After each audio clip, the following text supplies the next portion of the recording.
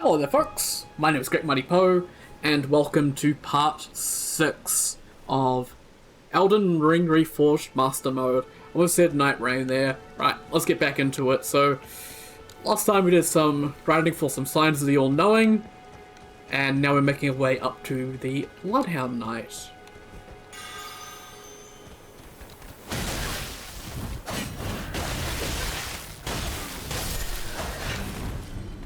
Of course, the one that I want to...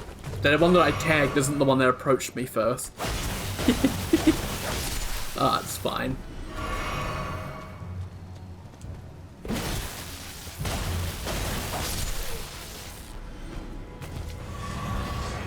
Honor in 400. That's actually pretty nice. I like Honor in 400s. I like money in general in this video game.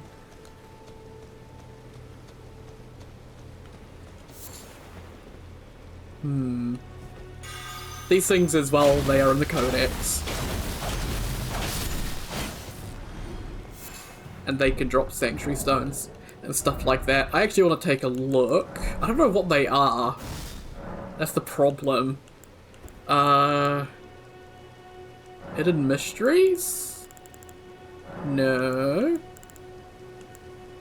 Walking Constructs? Oh, they are. Awesome. Strong against Slash and Pierce. Okay. Might put on my, Club. Club might do better against them. Cool.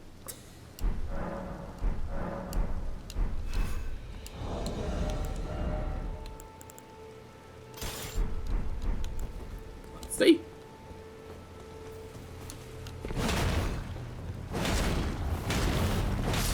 Ah, yeah. Club does work. Awesome.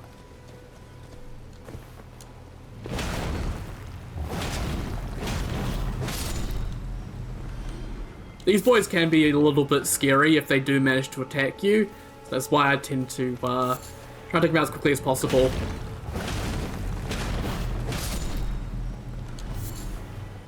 And we need to kill a lot of them, so yeah.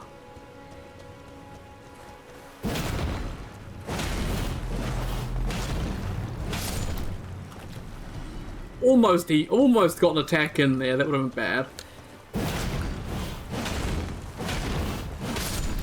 They should have added the DLC attacks to them, so they can just start shooting you while you're fighting a boss. That'd be incredible.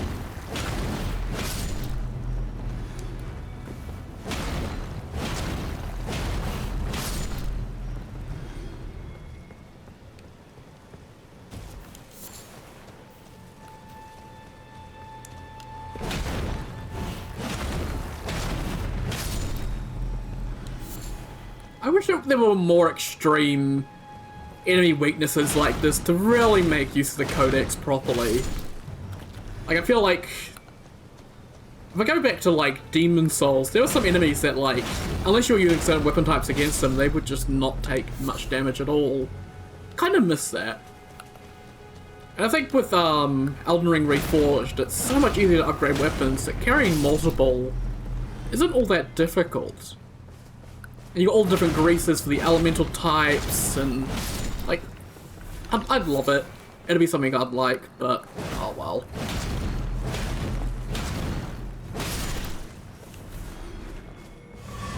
Hey, give me a flask, nice.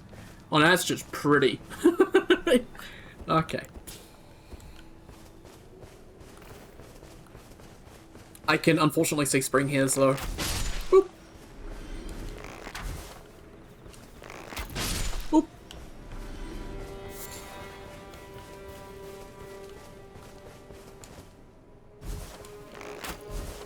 Oh my god. Barely. Can I see him? I can't see him. There's a new boss down there.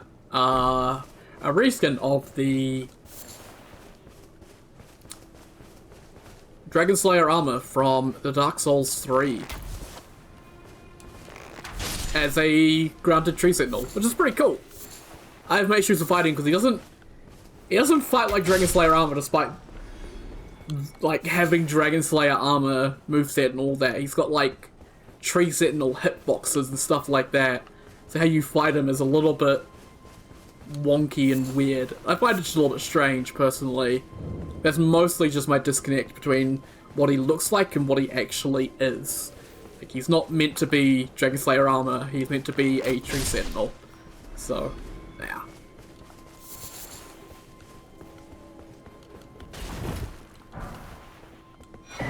Awesome. We're in peace.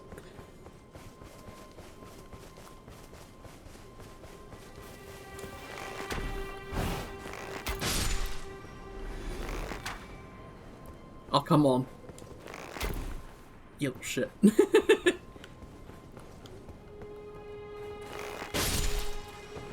There ain't no running, mate. There's only feeding my obsession with completing the codex. Codex and rune pieces, definitely. I was trying to think last time there was some other thing aside from the codex that really just pulls me towards Reforged, and rune pieces are the other one. Like, having a reason to explore every nook and cranny because there could be a rune piece.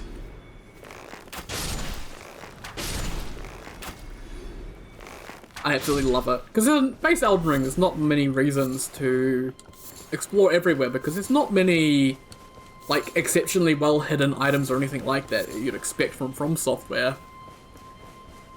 So you just end up with, like, a lot of materials that are kind of not all that useful, really. And even then, you don't really... Sometimes you don't even find them, you get nothing. It's kind of disappointing.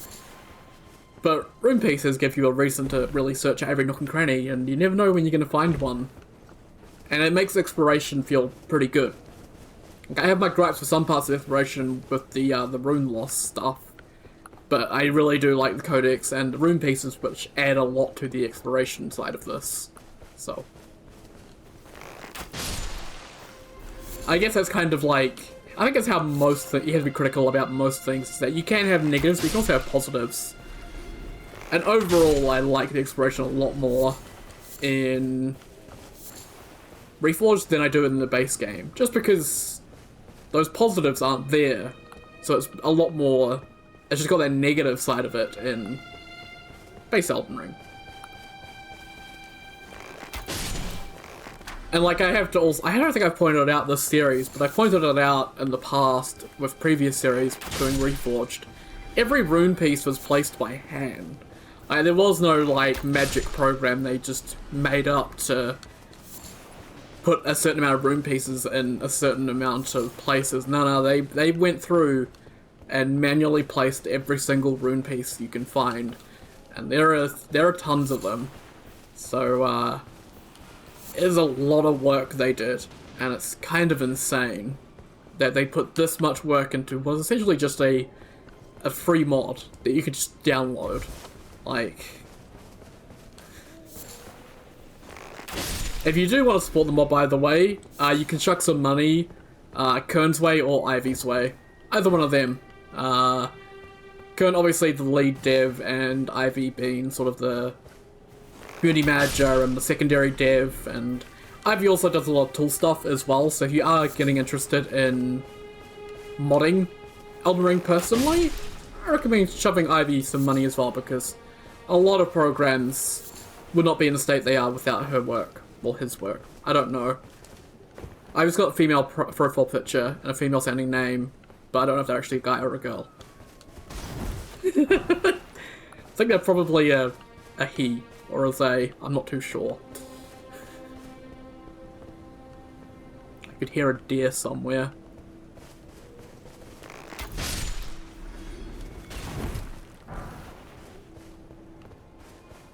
Unfortunately, we're here at night, which is kind of a bit annoying, because the demi-humans are going to be a bit souped up.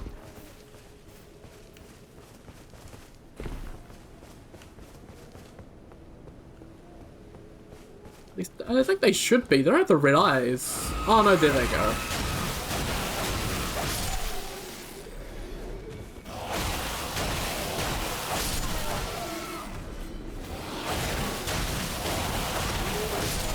Yeah, I can't just stun lock them, they will actually fight back. I mean, that's one thing I hope ERR does in future, is expands more on the nighttime. Like, I feel like the whole day-night cycle is not really utilized very much outside of the demi-humans getting grumpy and the few night bosses there are. I'd like some more effects to the night. Like, some reasons to be playing the game at night, with some more risks and challenges that you have to deal with. Which, you know, it's kind of the fun thing about modding, is the only limit is your imagination. If you want to do something, then you can. Like, I guess there are things that are just near impossible to do, but you can still figure out a way to do them, even if you have to, like, get into, you know, patching the game at memory and stuff like that to do some of the more wacky stuff. But even, like, just basic stuff with Smithbox and stuff like that, you do a lot. It's quite surprising. You know, considering this game was not made with modding in mind, the amount of modding you can do with it is kind of crazy.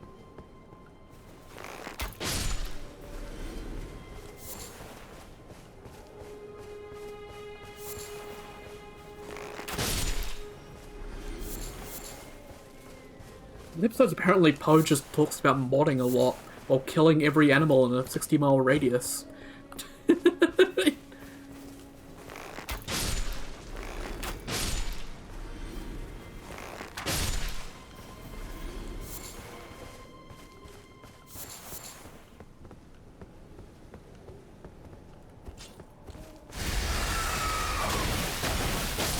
Yeah, I knew you were there, mate. You weren't tricking me. Keep an eye out for those bushes. You get taught about those by Bok, but I haven't actually met Bok yet, so I shouldn't know about them, but I guess Bok is a tutorial in, you know, that demi-humans appear in bushes. This kind of disappears after Limgrave as well.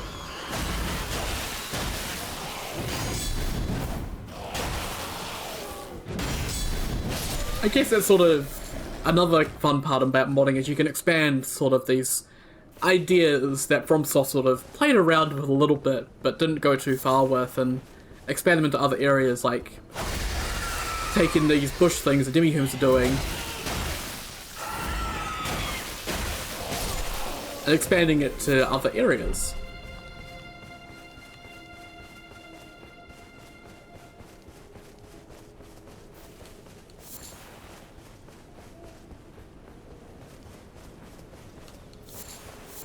I wish I could get back into modding. I kind of got burnt out pretty badly with Dark Souls 3 modding, and then I never really got into Elden Ring modding, unfortunately. By the way, if you want to skip the bridge fight with the Tree Sentinel, you can jump across here. It's one of the spots where you can. With Torrent, it's a little bit tight, but you can make it across to there if you really want to.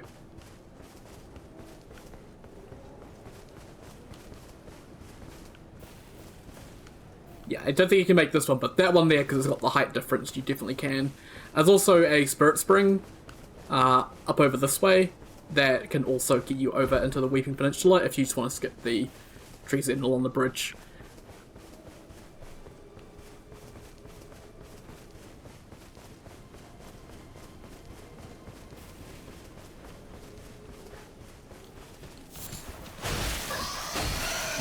Oh god, it's a fanged one. I didn't even realize. Oh, hefty beast bones. I didn't even realize it was one of the tougher ones until I started hitting it and it wouldn't die.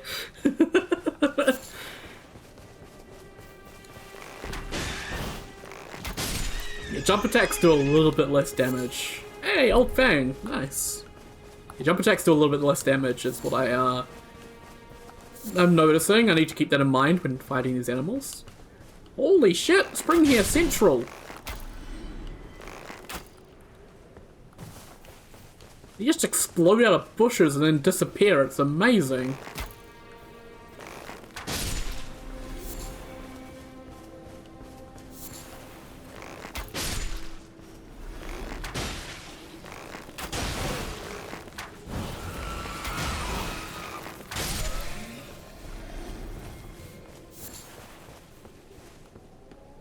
I saw one run off this way. Also, I think I missed an eagle. Not an eagle, a owl. think actually, see, he's over here. Yeah, there he is. Sorry, buddy. I need your egg.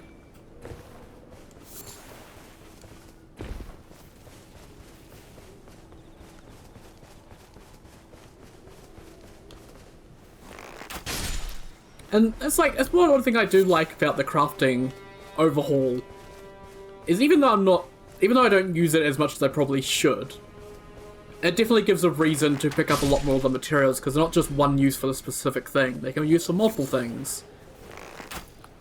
And you never know when you're going to need them. So that's always nice.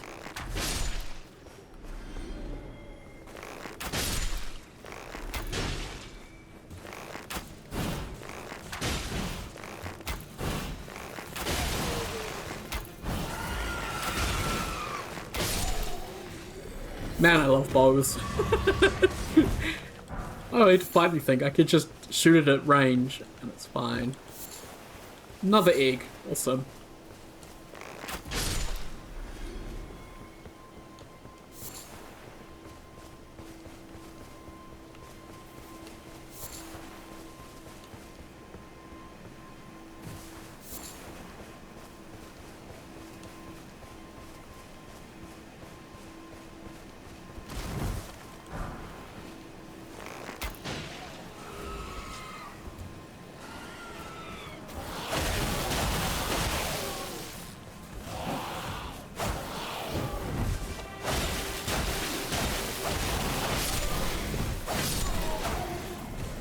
Another falchion.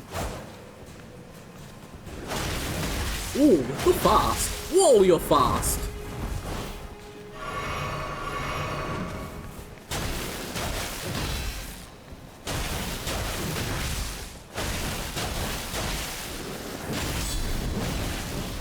Okay, blood loss through the deflection. That was kind of bad. Okay, these dudes are actually really tough now. They didn't used to have that poise, which they have poise now, and that actually... Huh. What does the bleed effect on me? Like, what does bleed do? Is there information about that?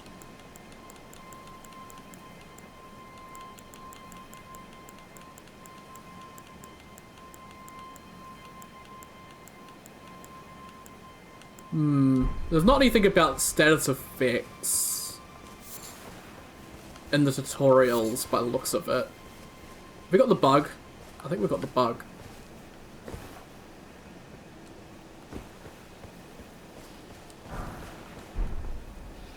Yeah, I can hear one.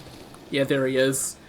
He can sometimes get into the rocks and then he'll jump up for some reason. Yeah. Large club there, by the way, which is a decent strength weapon. If you're looking for one early on.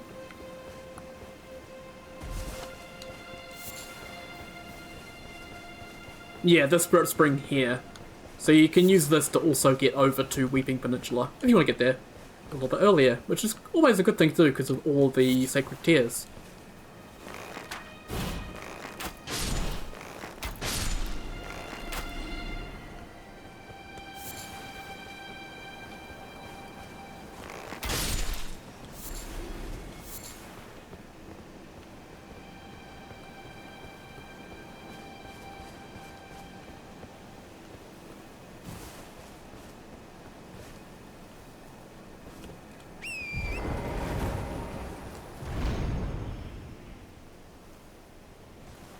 We don't want to go all the way back up, because we've got this little area down here we want to explore. I'm going to spend this entire episode just exploring around the Bloodhound Knight Everjail. I'll get into there and fight him eventually. There he is. Yeah, dismount a tree sentinel and a bunch of dead soldiers. And I set that up actually, it's pretty cool. Before you kill him, he's there and everything is dead around him, but then once you defeat him, the area reverts to how it is in vanilla, with just the soldiers and the ballista and all that. So it's like you have a tangible effect on the world, which I really appreciate, because normally you have no effect on the world whatsoever.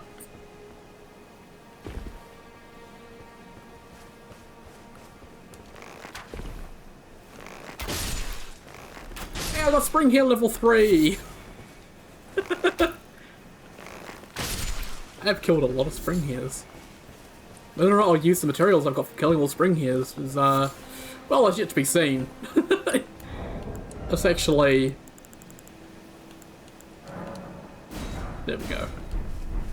Got tons of bones and stuff, so it's fine.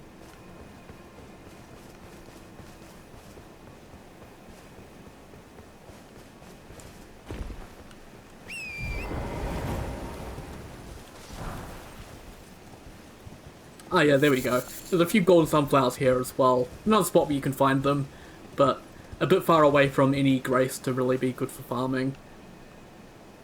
Don't we have the other dragonflies here? Where are they? Is there one on top of one of these tombs around here? I don't know, I can't see one unfortunately. Oh, there's one down there that's dead. Okay, good.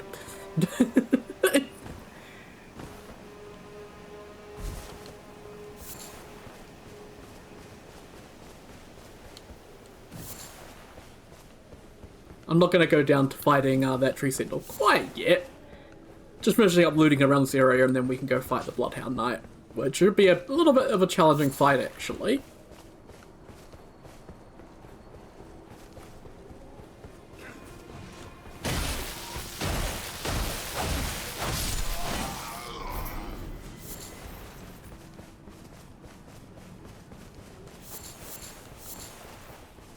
Cool, we did the full loop around and made it back to the Grace. All in one piece. Got 2,000 runes out of it as well. Oh yes, and there's the Screaming Corpses, as always. Limgrave's favourite band of Screaming Corpses.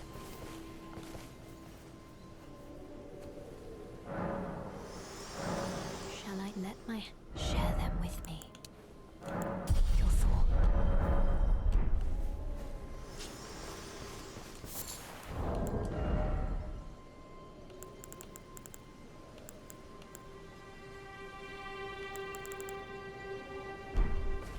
Trying to, I think, actually, let's just quickly pop over to Carlay real quick. Because from what I remember, this Bloodhound Knight does put out bleed pretty well, which obviously goes through my deflections. So I'd be wanting to, yes, purchase this for the invigorating meats. Goodbye.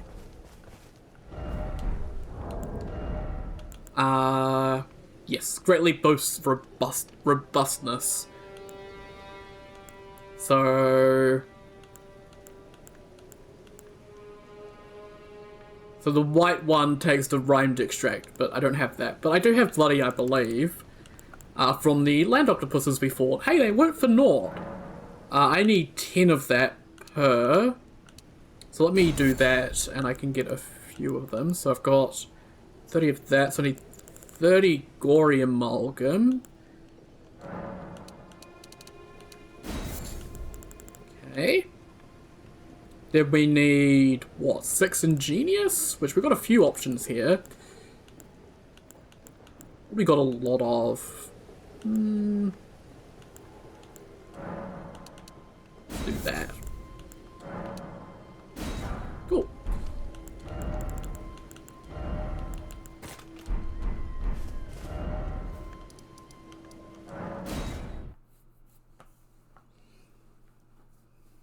Unfortunately, we don't have a way to cure blood loss yet, so any bleed build-up we do get is going to be on us, unfortunately.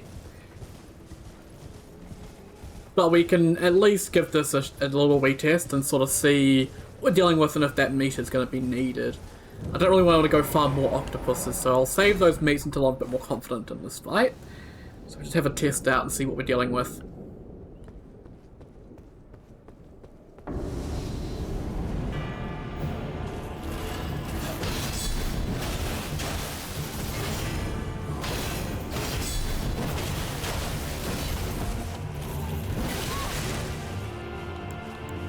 Yeah, you can kind of see the bleed build-up we're dealing with, and if I get hit...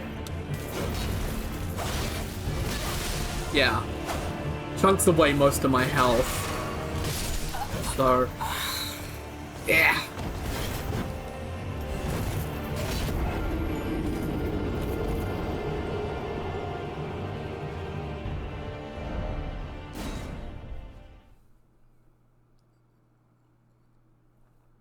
So we'll head in there, eat a meat, and try again. Deflections work really well against him, as you saw. Just have to be a little bit careful with that bleed build up.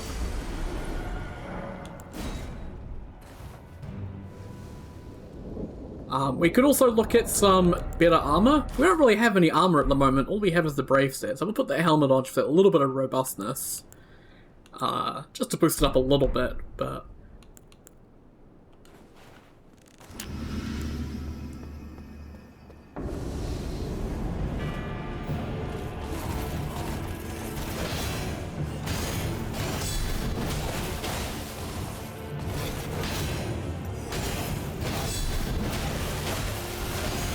It's only the imperfect ones that are getting the build up. If I perfect deflect...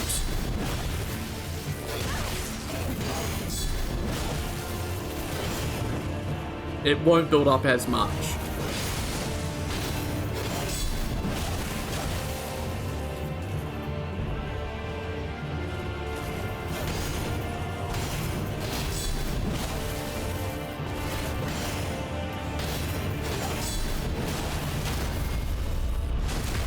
Okay.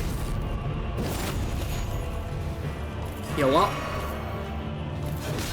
Oh, delays.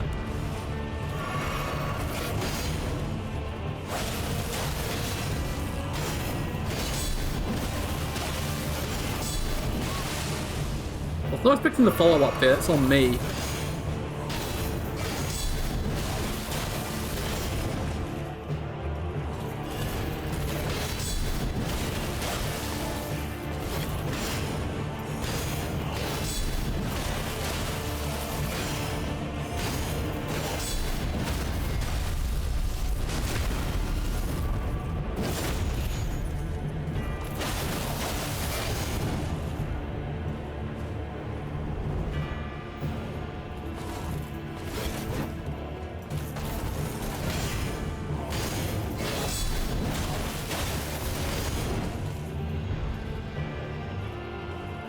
I'm gonna get bled again very shortly.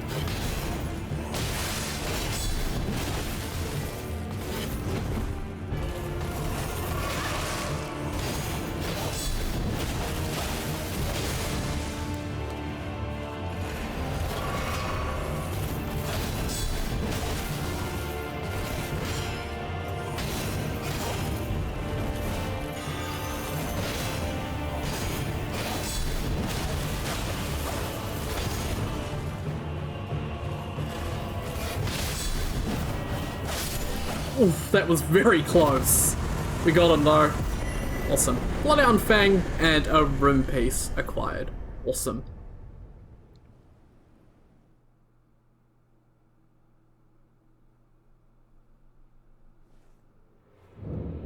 So yeah. Make use of those meats. They will save your ass.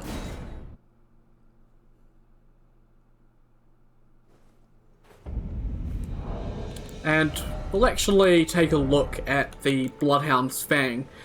So you can see that it doesn't have arcane scaling. I thought that it had arcane scaling. I remember that in the past, weapons that had status build up had a small amount of arcane scaling to make it so the build up would scale. That looks like it's been removed. Interesting.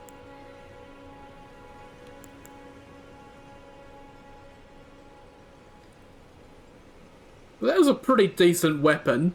Does have the blood effect and also the keen effect, so some weapons do have some innate effects on them from particular infusions, so yeah, it's a pretty solid weapon. We'll take a few more stats when we have to be able to use that though, so I can't use that, but hey. Fairly sure it used to be a thing though, that weapons would have a small amount of arcane scaling to signify that, hey, we scale with arcane a little bit just so you have a little bit of build-up scaling. But I guess that's not a thing anymore. Also, I've got to put that on. There we go.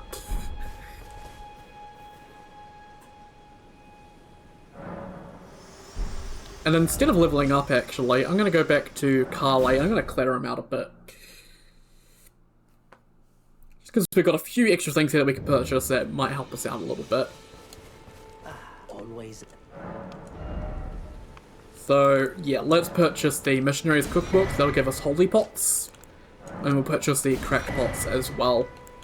I could have actually looked at trying out some runes to get the chain armor for the robustness on that. That might have actually helped, but meh. That's okay. I don't think I need anything else from you, actually. I think it was just those few things. Goodbye.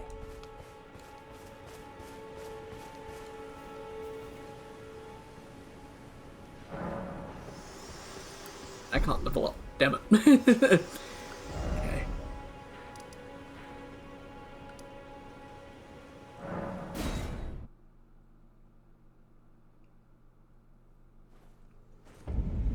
And actually, looking at the time, it has been another 30 minutes, so I think that's enough for this part. Maybe I should go out this little section here and take out Bloodhound Knight Darriwil, which will be good for our relationship with Blythe. So, yeah, I'll say once again, thank you very much for watching, and I'll see you all next time. Take care, guys. Have a good one.